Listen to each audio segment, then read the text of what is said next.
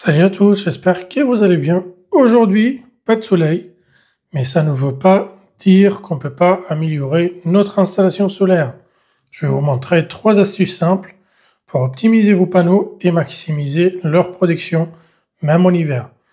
On va parler des supports mobiles pour suivre le soleil, d'applications pour calculer l'angle parfait et des câbles extra plats pour une installation propre et efficace. Comme il n'y a pas de soleil aujourd'hui, je vais vous expliquer tout ça en détail et je ferai un test complet dès qu'il y aura une belle journée. Let's go!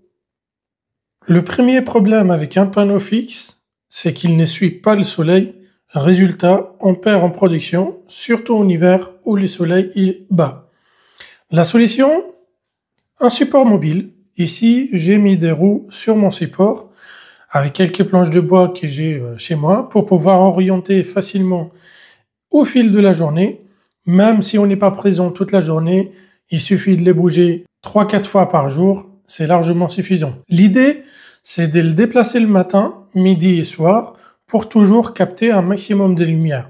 Sur une journée ensoleillée, ça peut faire une vraie différence et même en hiver, on peut avoir du soleil qu'à l'après-midi. Ça vous permet de ramener vos panneaux là où il y a du soleil. Je vous ferai une démonstration complète dès qu'il y aura du soleil, mais si vous avez un panneau posé au sol ou sur un balcon, pensez à cette astuce simple et efficace. Deuxième astuce, l'inclinaison. L'inclinaison d'un panneau, c'est primordial. Si elle est mal inclinée, ça capte moins de lumière et produit moins d'énergie. Mais comment trouver l'angle parfait?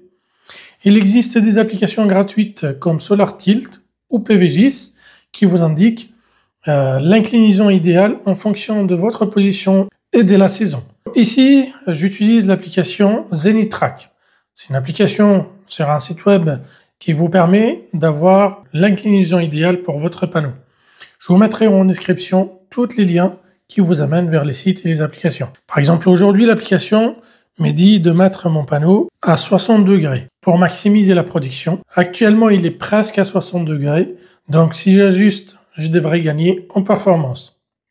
Je ferai un test comparatif dès qu'il y aura du soleil, mais cette simple modification peut vous faire gagner plusieurs dizaines de watts, voire plus. L'application vous indique également jusqu'à quand cette inclinaison est valable. Dernières astuces, si vous avez stockage à l'extérieur, pour gagner quelques watts, si vous pensez à le rentrer à l'intérieur, c'est beaucoup mieux. Comment faire passer vos câbles sans percer vos murs ou laisser une porte entrouverte? La solution, ça va être des câbles extra plats. Vous avez sûrement pu le voir sur la chaîne, sur certaines de mes vidéos. Ces câbles-là, ils sont extra plats. Ça vous permet de le faire passer sous vos portes-fenêtres sans endommager les câbles ni votre porte-fenêtre. En plus, pas de perte de puissance notable, c'est 50 cm à 1 mètre de longueur. Je ferai un test de tension en conditions réelles dans une prochaine vidéo pour voir si ça impacte la production. Pour résumer, même sans soleil, on peut optimiser son installation solaire pour être prêt dès que le beau temps revient ou quand il y a quelques grisailles. Ça nous permet d'avoir plus de production.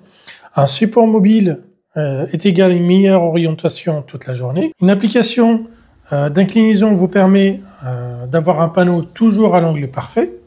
Un câble extra plat, installation propre, sans bricolage et tout en gagnant en production vu que la batterie elle est à l'intérieur. Dès que le soleil revient, je ferai un test complet de ces optimisations.